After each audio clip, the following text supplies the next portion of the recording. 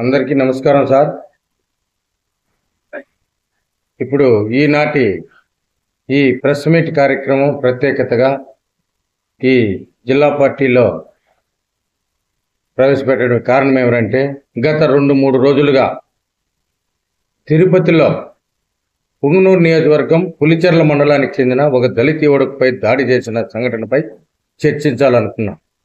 ఈ పూర్వాపరాలు పూర్తిగా పత్రికలైతేనేమి, పూర్తి స్థాయిలో ఎలక్ట్రానిక్ మీడియా నుంచి రాష్ట్ర స్థాయి, దేశ స్థాయిలో, ఇంటర్నేషనల్ స్థాయిలో, ప్రపంచ దేశాల్లో కూడా ఎలక్ట్రానిక్ మీడియా ద్వారా అందరికీ తెలిసిపోయింది. కారణం ఏమిటంటే, ఈ నేర ప్రవృత్తి కలిగినటువంటి పార్టీ వైసీపీ పార్టీ. అసలు పుట్టిండేదే జైల్లో. ఇది చెంచల్ కూడా జైల్లో పుట్టిన పార్టీ. కోట్లకు పడగలెత్తిన పార్టీ ఇది. ఈరోజు చూడబోతే ఈ పార్టీని అడ్డపెట్టుకొని రాష్ట్ర అధ్యక్షుడు జగన్మోహన్ రెడ్డి కాడి నుంచి జిల్లా స్థాయిలోన ఈ జిల్లాలో ఉన్నటువంటి ఎమ్మెల్యేలు అయితేనేమి, వాళ్ళ కింద ఉన్నటువంటి చెంచాగాళ్ళు గూండాలుగా తయారు చేసి వాళ్ళను ఆర్థిక వనరులను సమకూర్చుకునేదానికి పావులుగా వాళ్ళకి సంబంధించి వాళ్ళ అనుచరుల ద్వారా గ్రామాల్లో ఉన్నటువంటి దళితులు, పేద దళితులను చేరదీసి ఆర్థిక వనరులుగా వాళ్ళ దగ్గర గంజాయి అయితేనేమి, వాళ్ళకు అందుబాటులో ఉన్నటువంటి సదుపాయాలు, డబ్బు సంపాదించుకునే సదుపాయాలు ఏమేమి ఉన్నాయని ఆలోచన చేసి తద్గుణంగా వాళ్ళకి కావాల్సిన వ్యక్తులను రిక్రూట్ చేసుకున్నారు. దేనికి? గంజాయి అమ్మేది ఎవరు, దేవస్థానంలో టికెట్లు అమ్మేది ఎవరు అనేసి చేసుకొని మన మాజీ ఎమ్మెల్యే గారు తిరుపతిలో బోమన్ కరుణాకర్ రెడ్డి, అతని అనుచరులైనటువంటి అనిల్ రెడ్డి, దినేష్, ఇంకా కొంతమంది ఉన్నారు. వీళ్ళందరూ ఈ దళితులను పావుగా ఉపయోగించుకున్నారు. వీళ్ళ యొక్క శక్తి సామర్థ్యాలను, వీళ్ళ జీవితాలను పణంగా పెట్టారు.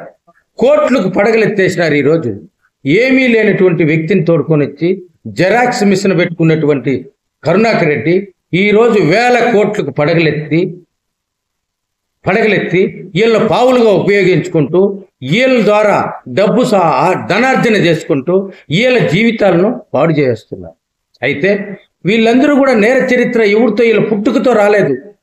వాళ్ళకు శిక్షణ ఇస్తున్నారు తోడుకొనిపోయి. వాళ్ళ జీవితంలో, వాళ్ళ కుటుంబాల్లో ఏ విధంగా ఉన్నారో, పేదలు తోడుకొనిపోయినటువంటి పేదలే. దళితులు తప్ప వేరే వాళ్ళు లేరండి వాళ్ళ దగ్గర. వేరే కులస్తులు ఎవరన్నా ఉన్నారంటే ఈ పట్టుబడిన వాళ్ళంతా దళితులు, కట్టిక పేద కుటుంబానికి చెందిన వాళ్ళు.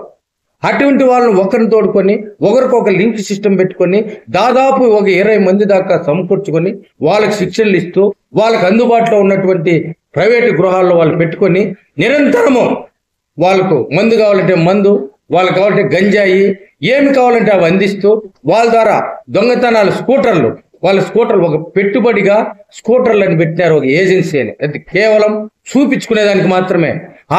అవునండి, ఒక స్కూటర్ తీసుకొని పోయి ఒక దళితుడు కుదువు పెట్టుకుంటే ఆ విధంగా కొట్టాల్సిన అవసరం ఉందా? ఎంత వస్తుందండి?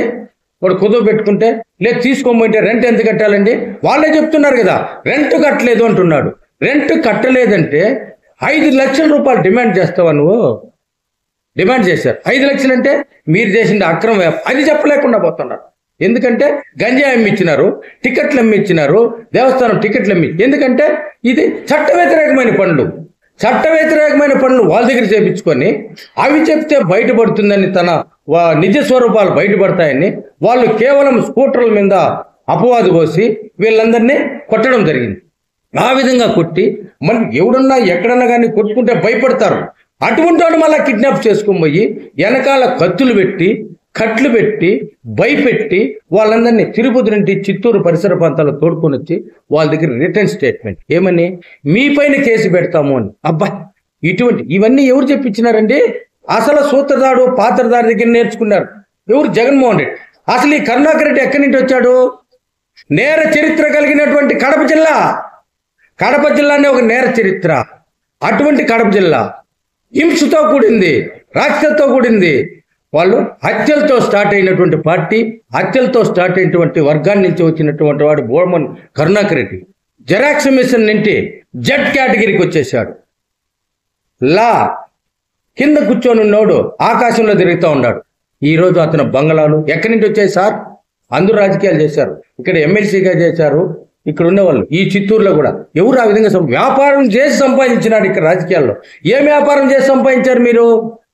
కేవలం మీరు చేసిండే పెట్టుబడి వైసీపీ పార్టీ బ్యానర్ మీద చేసిండే పార్టీ అది తప్పితే ఇంకేం వ్యాపారాలు లేవే మీకు?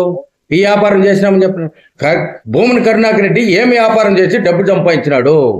ఒక పాయింట్ చెప్పండి. ఏ విధంగా లేదు. శివరెడ్డి భాస్కర్ రెడ్డి నేను చెప్తాను ప్రత్యక్ష సాక్షి. నేను జన చైతన్యాల్లో ఒక డెవలప్మెంట్ ఆఫీసర్గా ఫ్లాట్లు అమ్ముకొని బతుకుతా ఉన్నాను. నేను కూడా అతను కలెక్షన్ ఏజెంట్గా ఉన్నాడు. చిట్వేలు, కోడూరు ఈ పక్కంతా పోయి ఈరోజు వేల కోట్లు, టన్నులు డబ్బు, టన్నులు లారీలు డబ్బు ఎక్కడి నుంచి వచ్చేసింది సార్? అదే తెలుగుదేశంలో ఎవరి దగ్గర లారీలు డబ్బు లేదే? ఉందా అండి? ఎన్నో 50 సంవత్సరాలు 30 సంవత్సరాలు కష్టపడితే కూడా చిత్తూరులో బిల్డింగ్ కట్టుకోలేకుండా పోతూ ఉన్నారు. ఇతర జిల్లాల్లో బిల్డింగ్ కట్టుకోలేకుండా పోతూ ఉన్నారు. దేశ విదేశాల్లో పెట్టుబడి పెడతా ఉన్నారు. అబ్బా ఏందబ్బా ఇదే? పడవలు ఎందుకు పెట్టుకున్నారు మీరు? పడవల్లో డబ్బు తరలించేదానికి మన చుట్టూ ఆంధ్రప్రదేశ్ చుట్టూ ఉన్నటువంటి సముద్ర తీరాన్ని ఎంచుకొని అక్కడ ఓడరేవులు ఎంచుకొని ఆ ఓడరేవులు ప్రైవేటీకరణ చేసుకొని అది మీ అనుచరులకు ఇచ్చుకున్నారు. దాంట్లో డబ్బు తరలించినారు. కొన్ని కంటైనర్లు కొన్ని వేల కోట్లు తరలించినారు. ఇక్కడి నుంచి పోయి శివరెడ్డి భాస్కర్ రెడ్డి స్టేటస్ ఏం సార్? ఏముందండి? అతను నాతో పాటు జన చైతన్యంలో పనిచేస్తూ 6,000 రూపాయల జీతం తీసుకొని 6 లక్షల కోట్లకు పడగలెత్తేసినారు. ఈరోజు ఎవరు? మేము అట్లే ఉండామే. ఈరోజు మాకు కూడా అట్లే ఉంది. నీ వెనకంటే ఉండేవాళ్ళు అట్లే ఉంది. చాలా మంది రెడ్లకి అట్లే ఉంది. ఒక కులము ఏందండి? రాజశేఖర రెడ్డి అనుకోవాలి, వాళ్ళ ఆయన అనుకుంటున్నాడు. నేర చరిత్రతో పుట్టింది వాళ్ళ ఆయన కూడా. వాళ్ళ ఆయన ఇలా జైలుకి పంపించేదానికి మూల కారణం అతని పీరియడ్లో, రాజశేఖర రెడ్డి పీరియడ్లో నువ్వు చేసినటువంటి ముఖ్యమంత్రిగా ఉన్నటువంటి కాలంలో ఎంతమంది జైలుకి పోయినారండి? ఐఏఎస్లు, పారిశ్రామికవేత్తలు ఎంతమంది పోయారండి? అదేవిధంగా కిరణ్ కుమార్ రెడ్డి ముఖ్యమంత్రిగా ఉన్నాడు. ఒక్క ఐఏఎస్ కానీ ఎవడన్నా రాజకీయ నాయకుడు కానీ జైలుకి పోయాడా? లేదే. రోసయ్య గారు ఉన్నాడు ముఖ్యమంత్రిగా. ఏ రోజన్నా అతని వెనకంటే ఉన్నటువంటి ఐఏఎస్లు ఇంకొటువంటి రాజకీయ నాయకులు జైలుకి పోయినారా? లేదే. ఆయన నమస్కారం తెలియజేసుకుంటూ, గతంలో వైసీపీ ప్రభుత్వం రాజారెడ్డి పాలన జరిగింది. రాజారెడ్డి పాలన, అంబేద్కర్ పాలన తీసేసి రాజారెడ్డి పాలన చేసి రాష్ట్రాన్ని మొత్తంగా లూటీ చేసి రౌడీజం చేసి జనాల భయభ్రాంతులు చేసి రౌడీజం పోషించి మానభంగాలు, హత్యలు ఇలాంటి రాజకీయాలు చేసి గతంలో ప్రజలను భయాందోళనకు గురి చేసి ప్రజలు దాన్ని గుర్తించి మొన్న జరిగినటువంటి ఎన్నికల్లో జగన్ మరి చిత్తుగా ఓడించి ఇంటికి పంపడం జరిగినది. ఇప్పుడు తెలుగుదేశం ప్రభుత్వం వచ్చిన తర్వాత అంబేద్కర్ రాజ్యాంగాన్ని చంద్రబాబు నాయుడు గారు రాజ్యాంగాన్ని పరిపాలించుకుంటూ కొనసాగుతూ ఉంటే ఎట్లైనా దళితులపైన దాడులు చేసి ప్రజల్లో భయాందోళనకు గురి చేయాలని చెప్పేసి ఈ వైసీపీ పార్టీ రౌడీ మూకలు కొంతమంది మొన్నటి జరిగిన తిరుపతిలో అతను ఏదో బైకులు రెంట్కి తీసుకొని కట్టేదని ఖర్చుతో అతను చిత్రీకరించడం, కొట్టడము, వీడియో తీయడము, ఆ వీడియోని సోషల్ మీడియాలో పోస్టులు చేయడము ఇది రాష్ట్రమే కాదు దేశవ్యాప్తంగా చెందినది. అయినా ఇది తెలుగుదేశం పార్టీ గట్టిగా వైసీపీ పార్టీకి హెచ్చరిస్తున్నాము. ఇది రాష్ట్ర ముఖ్యమంత్రి వారిని కూడా ఈ వీడియోని పంపడం జరిగింది. నారా లోకేష్ దీని మీద సీరియస్ అవుతున్నారు. అతన్ని మళ్ళీ కొట్టింది కొట్లు దెబ్బలు కాకుండా మళ్ళీ అతను పిలుచుకొని అతని కేసులు అక్కడ సంధానించి మీరు కేసులు మీరు ఇచ్చినట్టే మీ మీద కేసులు పెట్టి మిమ్మల్ని చంపేస్తామని బెదిరించి మళ్ళీ అతని దానిని మళ్ళీ ప్రెస్ మీట్ పెట్టించి వాళ్ళ తల్లి గారికి కరుణాకర్ రెడ్డి వాళ్ళు అనుచరులు పోయి డబ్బులు ఇచ్చి ఆమెని మళ్ళీ ఆమె ద్వారా మా కొడుకుని రప్పించుకొని నన్ను మందలించినారనేసి మళ్ళీ తిరిగి ప్రెస్ మీట్ పెట్టడం జరిగినది. ఇది ఎంతవరకు సంబంధం? సోషల్ మీడియాలో పోస్ట్ చేస్తున్నారు. అశోక్ అని కార్పొరేటర్ మీకు అందరికీ తెలుసు. ముఖ్యంగా దళితుల మీద దాడి అంటే ఇది మేము సహించము. ఎందుకంటే గత ప్రభుత్వంలో వాళ్ళు ఎట్లా ఆడుకోవాలనో ఆ విధంగా దళితుల్ని ఎక్కడ అణగదొక్కాలనో అణగదొక్కారు. ఆర్థికంగా కానీ అన్ని విధాలుగా దళితులు వాళ్ళకి డెవలప్మెంట్ అయ్యేది, అభివృద్ధి చెందేది, దళితులు అభివృద్ధి చెందేది వైఎస్ఆర్సీపీ పార్టీకి ఇష్టం లేదు. ఎందుకంటే దళితులు ఏ విధంగా ఉండాలి, మన దగ్గరే ఉండాలి, మనతోనే ఉండాలి.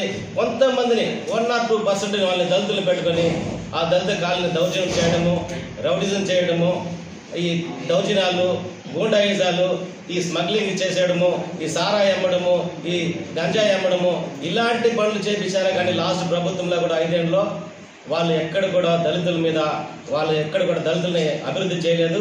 దళితులకి ఎలాంటి లోన్ కూడా మా ఎస్సీ కార్పొరేషన్ మా ప్రభుత్వం ఇచ్చిన డబ్బుల్ని మీరు వాడుకున్నారుగా. మీరు ఫర్ ఇయర్ మాకు 15,000 కోట్లు వస్తే అలాంటి డబ్బుల్ని మీరు వాడుకొని మీ ప్రభుత్వం వాడుకున్నారు. ఏ దళితులు కన్నా నేను ఈరోజు ఛాలెంజ్ చేస్తా ఉన్నాను, మీరు కానీ 5 ఏళ్ళలో ఒక్క దళితుడు కన్నా 1 లక్ష రూపాయలు లోన్ ఇచ్చిన దాఖలాలు ఏమైనా ఉన్నాయా? చూపించండి మీరు. మేము ఈరోజు మేము అధికారం వచ్చినాం, ఈరోజు దళితులకు ఎన్ని స్కీములు పెడుతున్నాం, ఈరోజు దళితులు ఎన్ని కోట్లు ఇస్తున్నాం మేము ఎస్సీ కార్పొరేషన్కి. ప్రతి కార్పొరేషన్కి మేము ఈరోజు దానికి బడ్జెట్ కేటాయిస్తూ ఉంటారు మా నాయకులు. మా ప్రభుత్వం అంటే తెలుగుదేశం ప్రభుత్వము దళితుల పక్షాలు ఎప్పుడు ఉంటుంది. మీరు దళితుల్ని వాడుకొని వాళ్ళంతా చిల్లర వ్యాపారాలు చేపించి వాళ్ళ దగ్గర కేసులు పెట్టించి ఎన్ని ఎస్సీ ఎస్టీ కేసులు పెట్టారు మీరు రాష్ట్రంలో? మీరు అధికారంలో ఉన్నప్పుడు ఎన్ని ఎస్సీ ఎస్టీ కేసులు పెట్టారు? చూపించండి. ఈరోజు మేమైనా చేస్తున్నామా? మేమైనా దౌర్జన్యం చేస్తున్నామా? రౌడీజం చేస్తున్నామా? మీరు 1000 కోట్లు, కొంతమంది నాయకులు 100 కోట్లు 1000 కోట్లు ఈ చిత్తూరు జిల్లాలో కూడా చాలామంది స్మగ్లింగ్ చేసి సంపాదించారు. కానీ అట్లా విధంగా ఈ తెలుగుదేశం పార్టీలో ఎక్కడ కూడా జరగదు. మేము చిన్న కార్యకర్తగానే ఉంటాము. ఎందుకంటే మా నాయకుడు మా సూచనలు ఇచ్చినారు. అయ్యా, మనం ప్రజాప్రతినిధులు, ప్రజల దగ్గర పోవాలి. ప్రజలు మనకు ఓట్లేసి గెలిపించిన వ్యక్తులు మనము. అందుకోసం ప్రజలకు వాళ్ళు అడిగిన విధంగానే మనం నడుచుకోవాలి. వాళ్ళు ఏ విధంగా అయితే మనకు సపోర్ట్ చేస్తారో ఆ విధంగానే వాళ్ళకి సపోర్ట్ చేయాలి.